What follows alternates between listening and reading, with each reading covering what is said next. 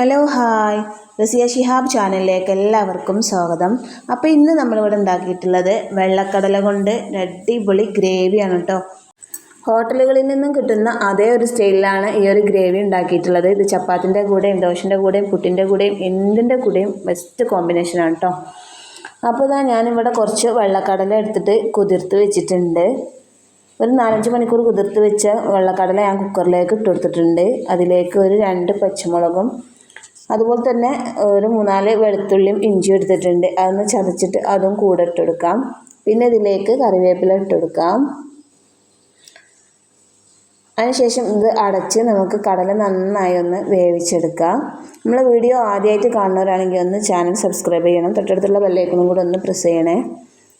പിന്നെ ഇതിലേക്ക് 2 തക്കാളിയും 2 സവാളയും ചെറുതായിട്ട് കട്ട് ചെയ്തിട്ടുണ്ട്. പിന്നെ അതുപോലെ തന്നെ ഒരു 3-4 ഏലക്കായും അതുപോലെ തന്നെ കുറച്ച് ഗ്രാമ്പും 2 കഷ്ണം കറുകപ്പട്ടയൊക്കെ എടുത്തിട്ടുണ്ട്.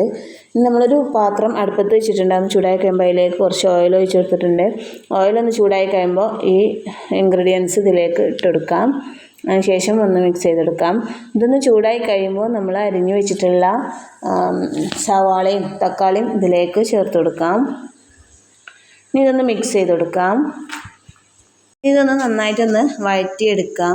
ചെറിയ തീയിൽ വെച്ച് ഇതൊന്ന് അടച്ചൊന്ന് വേവിച്ചാൽ പെട്ടെന്ന് തന്നെ ഒന്ന് വെന്ത് കിട്ടും. പിന്നെ അതുപോലെ ഇതിലേക്ക് കുറച്ച് ഉപ്പിട്ടൊന്ന് വേവിച്ചെടുക്കുകയാണെങ്കിൽ കുറച്ചും കൂടെ പെട്ടെന്ന് തന്നെ നമുക്ക് സവാളയും തക്കാളിയൊക്കെ വെന്ത് കിട്ടും. നമ്മളെ ചാനൽ ആദ്യമായിട്ട് കാണുന്നവരാണെങ്കിൽ ഒന്ന് സബ്സ്ക്രൈബ് ചെയ്യുക. തൊട്ടടുത്തുള്ള ബെല്ലൈക്കൺ ഒന്ന് അമർത്തുക. അതുപോലെ തന്നെ നിങ്ങളെ ഫ്രണ്ട്സിനൊക്കെ ഒന്ന് ഷെയർ ചെയ്ത് കൊടുക്കുക. ഇടയ്ക്ക് നമ്മൾ തക്കാളിയും സവാളൊക്കെ ഒന്നുകൂടെ മിക്സ് ചെയ്ത് കൊടുക്കാം.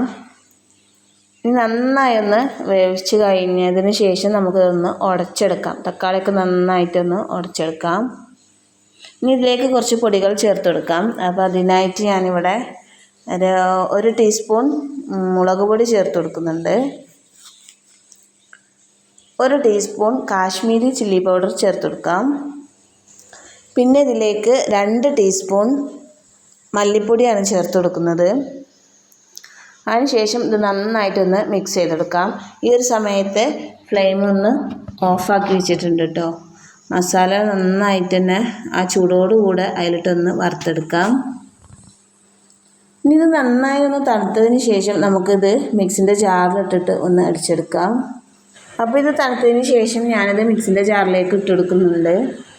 വളരെ ഈസി ആയിട്ട് നമുക്ക് പെട്ടെന്ന് തന്നെ ഈ ഒരു കറി ഉണ്ടാക്കിയെടുക്കാൻ പറ്റും.